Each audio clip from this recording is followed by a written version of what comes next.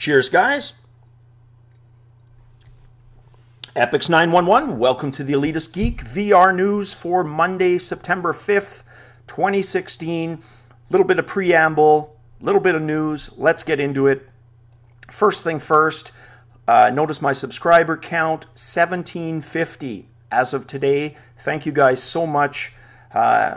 You know I don't harp on stuff like that a lot. Like, give me a thumbs up, give me a thumbs down if you don't agree, etc., because it takes away from kind of really the immersion for me. What I mean by that is it feels to me like I'm speaking with buddies, right?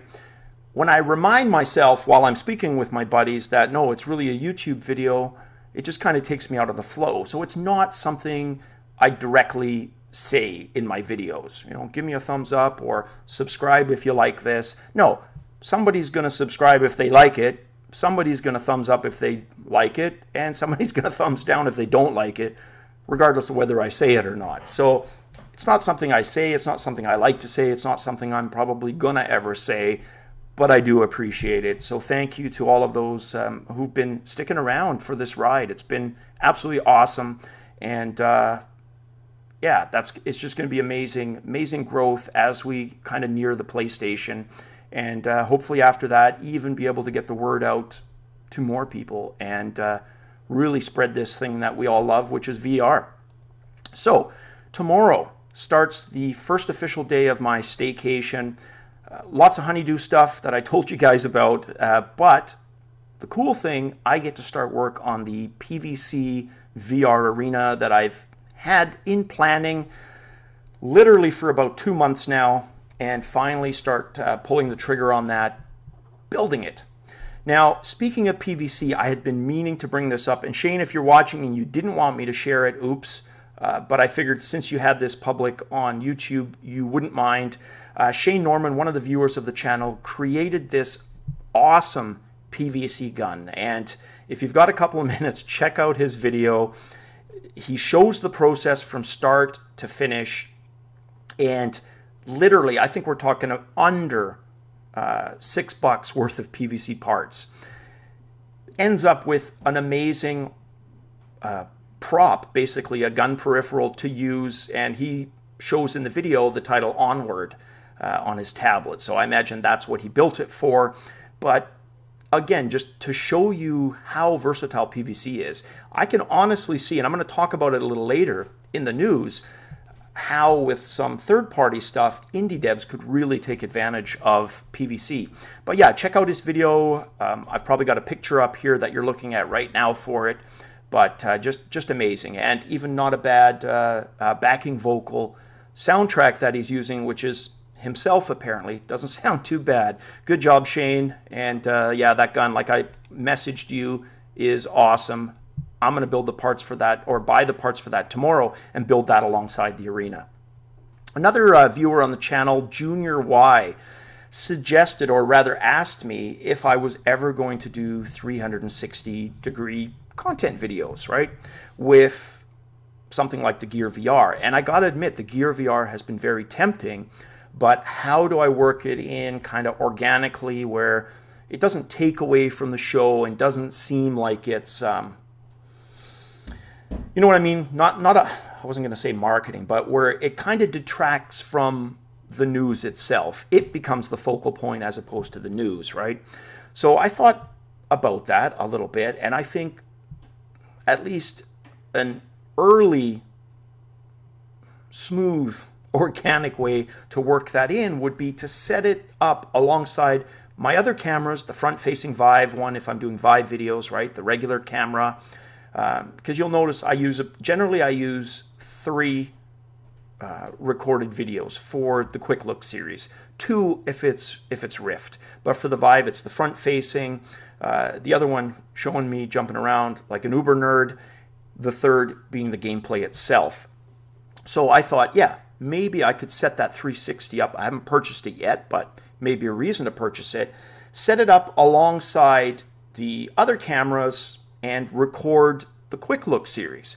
So in a way, might be kind of trippy to watch me in 360 playing a virtual reality game like you're here in the man cave with me. That might be kind of cool. So yeah, I'm going to think about that some more. Excuse me, it is a bit of an investment. I think they're around the $900 mark now for those 360 cameras. But yeah, if I can find a deal on one of those, or work surprises me with a bonus for Christmas, hint, hint, I may do just that. That might turn out pretty kind of cool, but hey, we'll see. Yeah.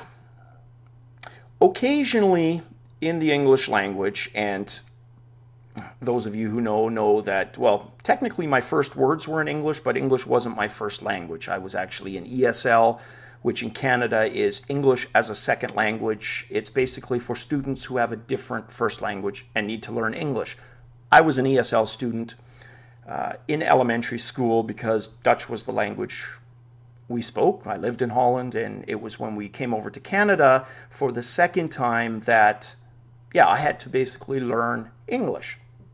So language is something to me that's always kind of been an important thing. And new words that pop into the English language, and there's a ton of them. Look at all the tech words, right? When we talk about the internet and we say the web or whatever, you name the term, you can find words that 10 years ago weren't in use, 20 years ago weren't in use. And selfie, taking a selfie is a perfect example of that. So when I saw this news piece dealing with the new buzzword, which is Surroundie, done with a 360 camera, I kind of had a facepalm moment. It's not that it bothers me because it sounds cheesy, which it does, cheesy as hell. It's the fact that it sounds forced. It sounds to me like a bunch of people in a boardroom working for a company that does 360-degree content came up with, right? It's not, it doesn't come across as something to me that the community came up with. So who knows? Maybe it'll catch on. I'm probably not going to be using it, but hey, power to you if you do. The term Surroundie. So there you go. Let's jump into the news, guys. The first little bit has to do with the Note 7. And those of you who have seen my Gear VR videos will know that I purchased a Galaxy 7 and used that with the older Gear VR. And then decided, you know what, they've come out with this new one. I'm going to bring my Gear VR back and swap my phone for a Note 7, which I did. Well, now Oculus has come out, and we're not talking about a suggestion. We're talking in caps, warning people, urging them in the strongest sense that if you have a Note 7, do not use it in your Samsung Oculus Gear VR device, because bad things may happen, you know, like lenses molten to your face. Not good stuff. So I'm going to heed that warning. I'm probably not going to tempt fate, even though my new Gear VR arrives tomorrow. I've already contacted my phone provider and asked what those steps are for me to get a replacement, because that's something I don't want to fool around with. And just urge any of you who likewise have a Note 7 with the Gear VR, you know, play it safe. Maybe the chance is super tiny and it never happens to you, right? Just on the odds, however remote the chance that it could, I would urge you, get a replacement. Don't tempt it. Manufacturers nowadays, they are pushing these lithium-ion batteries absolutely to their limit. I mean, if you look at the charge times and capacities of lithium-ion batteries within the last 12 years, the curve is absolutely scary. And it's food for thought that, hey, maybe they're pushing these things too far, too fast, too hard, and we need to come up with alternatives. And I really think that's what's happened here. So if you have one, don't tempt fate, get a replacement. Put the Gear VR down for whatever the day or week that it takes to get that replacement. And if you know how to get that replacement in North America, let me know. I don't know yet, but like I said, I sent the email. I'm going to research that. When I find out, I'll share it with the rest of you. Next news piece has to do with a story that I first talked about about 4 weeks ago, and that was regarding Valve opening up their Lighthouse tracking in the form of SDK and easy access for people. Well, hot on that is word from a third-party manufacturer called Triad Semiconductor that they are going to be releasing the tracking chips. And if you're not that technical, but you're an indie firm that wants to use these, they will include the accompanying diodes, etc., so that they are basically in one chip and you don't have to do all the technical stuff yourself, but rather be able to add it to peripherals. So if you're an indie company, you can test devices with this. So very, very cool. Link below. I should have a picture up of it. But yeah, they're going to be selling those in bulk. I believe it was like 97 cents per chip if it's 50 or more. So very cool. I'll be following that. And as I know more, I will report back here. Next story has to do with China, a country that you would think maybe I have some kind of weird ties with, which I do not. It's just a lot of VR news has been coming out of China, and this story is no different. President Xi Jinping, speaking at a B20 business annual summit that's going on right now, commented that part of the new Chinese economy, VR would figure prominently in that. And it would change the life of the average Chinese person in terms of training, in terms of experience, just radically change life for the average Chinese person. So really cool to see an entire country with even their leader, and say what you want. Like I said, this is not a political channel. Yes, I realize there's human rights violations. There's all kinds of things you could levy at the country and throw at them. This isn't the channel for that. I'm not here to evaluate that. I'm here to just say, look, when it comes to virtual reality, these guys are taking some really, really cool, big strides forward, and hopefully other countries will follow suit. Because when you have a will to push behind something that involves governments, industry at large, you can get some magical stuff happening. And a perfect example of that, and I'm not trying to say it's on the same level of that, but it's a form of that, would be the whole Apollo program, right? That was something that involved government, the aerospace industry at large, and where there was a will, there was a way. And within a decade, they accomplished exactly what President Kennedy set out to accomplish in his, now famous speech about putting somebody on the moon. So very, very cool to see a country that into and behind virtual reality. And hopefully they do exactly what they are planning and have VR really embraced by China as a whole, because we're talking over 1 billion people. And even though that middle class and elite class is only a fraction of that, it's a start, and it's a big start. Very cool. Next story has to do with PlayStation VR. And I've been covering a few of those launch titles. Upload VR, which is a site that I frequent a lot, has done a fantastic job of highlighting a different launch title each day on the countdown. It was a 50-day countdown to October 13th when they started it, of showing a different game. And there was something about the games that was bugging me, but I could not put my thumb on it. I could not put my thumb on it until I loaded Bloodborne to show somebody earlier today on my PS4, and then it struck me what it was that was bugging me. And it makes perfect sense in hindsight when you evaluate it. The games all looked primitive in some way to me. Some games it was a low polygon count. Some games that had higher polygon counts, the textures were off. And sure enough, the game that they featured today, which is called Tethered, right? Strategy game, looks really cool,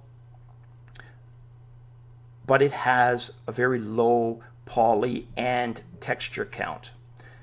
the reason why makes sense. Look, you are dealing with PlayStation 4 hardware that is already pretty old in terms of computer standards, right? The card that they're using, or the GPU rather, it's not a card, but the GPU in the PlayStation 4 is based on the consumer 7870 from AMD. That's a card we haven't seen in the wild for a long time. Some of you may have it, and you're probably under no illusion that it's going to power VR for you, right? Because it won't. Not very well, unless, shortcuts are taken. And those shortcuts would have to be textures, polygons, or both. Because if you think about it, it makes sense. They are targeting, they being Sony, 120 hertz refresh rate, which is significantly higher than the 90 of the Rift and the Vive. They've said already they're going to do that with reprojection. And that's all fine, but what they need to be able to do in the first place, before reprojection can even lend a helping hand, is hit 1080p at 60 frames per second comfortably. And that is a challenge for the 7870. The NVIDIA equivalent of that card would probably be the 660 Ti class. 660 Ti is a card that I had in SLI, and it served me well for a couple of years. It was a really good SLI combination. But again, I'm not under no illusion that the 660 Ti could power VR for me, because it couldn't. And therein lies why these games aren't going to look as good as the regular PlayStation games, because, put simply, they're not going to be able to hit 60 frames per second at 1080p if they go with the higher polygon, if they go with the higher quality textures. There's a lot that can be said for optimizing code, right? And we've seen time and time again on the PC side of things, those devs that optimize their code can do amazing things. And it is something that Carmack and his team were always pretty good at, optimizing their code. You say what you want about Carmack, have your opinions about him. The team he was part of at id always understood optimization. So you can pull up those games. Quake 2 was a perfect example of that. And it was a game that I used to benchmark 3D cards when they were very primitive, right? When the whole thing was just starting with cards.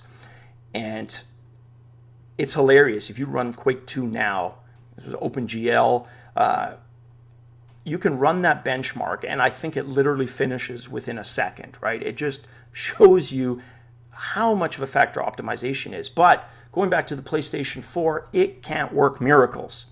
It can't suddenly make up for the technology that unfortunately in the PS4 in 2016 is sadly lacking. So it's going to be interesting, but recognize and be okay with it. I am. That, look, the VR games that we buy and play, we're going to be playing them for the experience. We're going to be playing them for the fun factor. We are not going to be playing them for technical graphical prowess, because it just won't be there. Not to say these games can't look pretty. You can do a hell of a lot with very little. Companies show that time and time again. But you can't work magic where magic doesn't exist. So yeah, interesting, but like I said, that kind of struck me. So we'll see which way they go with that. And hopefully it's a balance, because for me, gameplay trumps graphics anyways. And I've recognized that in virtual reality, you do more with less anyways, because it's all about the experience and the immersion. Last story deals with a disease, really, and a tie into virtual reality. And this is a disease that I mentioned before with, that my father has, and that's Parkinson's disease. He lives in the province of North Holland in a town called Heemskerk, and that's basically, think of it as kind of a outlying town near Amsterdam, kind of in that greater suburb area. And I've really seen how Parkinson's has wreaked havoc on him. And don't get me wrong, my dad kicks the living frickin' nutsack off of Parkinson's every chance he gets. He's a bodybuilder. He has been his whole life. He still goes to the gym. He trains. But he's got good days. he's got bad days. And those bad days, you can really see the damage that Parkinson's can do to, somebody's sense of self, somebody's sense of worth. It is a nasty frickin' disease. And balance is one of those things. And the whole irony that here you've got this bodybuilder, hand-eye coordination is a huge part of lifting weights, and then he gets a disease that wreaks havoc with hand-eye coordination. But there's hope. There's all kinds of things being worked on. And one of them that ties into virtual reality is a program that helps to identify Parkinson's symptoms. And it does this by creating a VR environment in which you interact with objects and that plays on your sense of balance, which again is huge in Parkinson's because of the dopamine depletion and the things that it does in the brain. The program then changes those variables, the interaction variables, the balance variables. In a healthy non-Parkinson's person, the brain can adapt pretty quickly. And it learns from those experiences, where somebody who has Parkinson's, the brain cannot adapt at the same rate. And you will see the same behaviors over and over. So the idea behind that is to help identify those. Now, they think they're about a year away, they being the team working on this, to having software that, follows basic rules of science. Is it reproducible? Can you reproduce this time and time again? A grading scale that works to help identify. It's not going to work magic. It won't be 100% accurate. It, may not even be in the 90%, but it will be yet another tool to help identify, which is awesome. So there you have it, guys. I am off to the game side of things right now. Can't wait. As always, cheers, and definitely catch you on the VR flip side.